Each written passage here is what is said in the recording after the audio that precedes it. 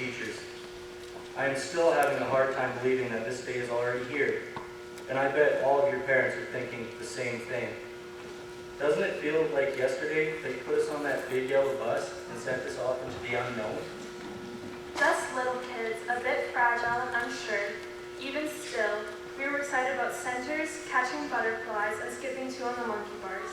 And look at us now. We've taken the final school bus ride, and we really are heading off into the big world. I'm sure some of you were anxious, perhaps even a little teary when you sent us off at first. Well, except for you, Mrs. Alabama. Those 2 little buggers.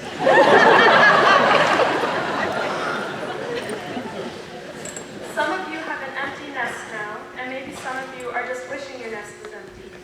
Well, we are confident that there is no need to panic because humans are the only creatures on Earth that allow their offspring to return home.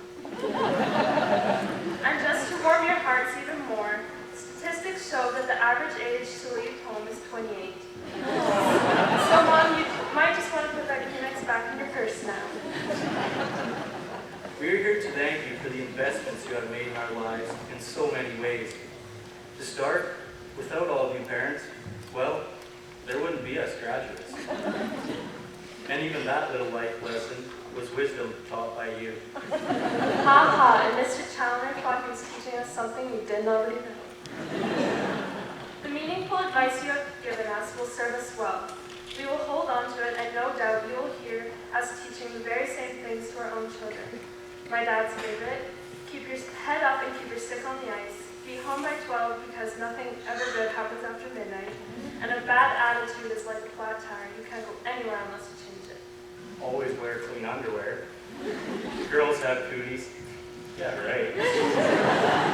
And don't pick your nose and eat it. I had to learn that one the hard way. We know you have worried, and we caused you to lay awake a few nights. We have maybe even given you a few gray hairs, or in my dad's case, a bald head.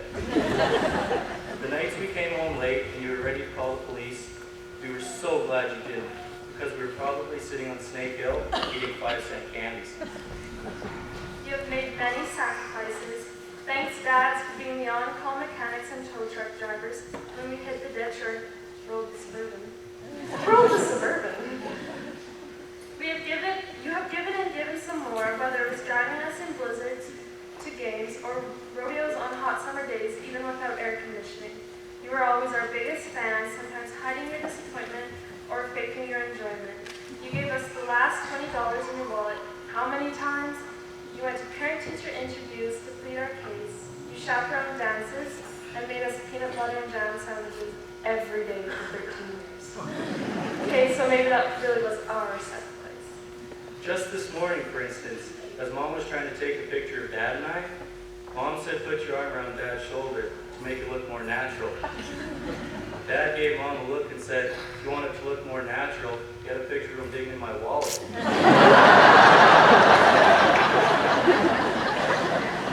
As kids, we tried our best to protect you from heartache and worry.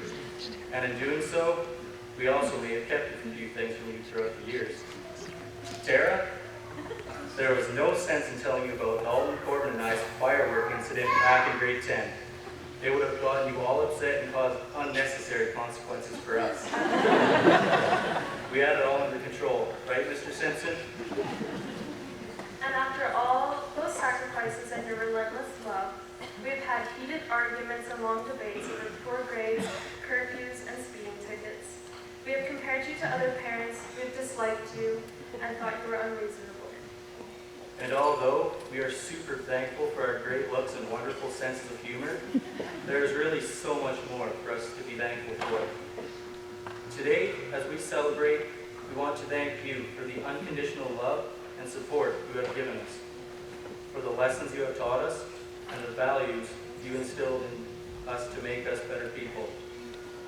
And many times you accepted us back into your arms when we have faulted or hurt your feelings. Through it all, you have persevered and shown us love, and parents, we want to thank you and encourage you today. Because what you have poured into us, we have succeeded. And hear this, Mom and Dad. The measure of success will not be printed on the diploma marks that we get in the mail next month. Instead, it is printed on our character, our work ethic, our integrity, enthusiasm, compassion, and perseverance to meet the challenges ahead. We are leaving well-equipped, and 1,000 words may not be enough to show our appreciation for the job you've done so well. To you and God, we are forever grateful.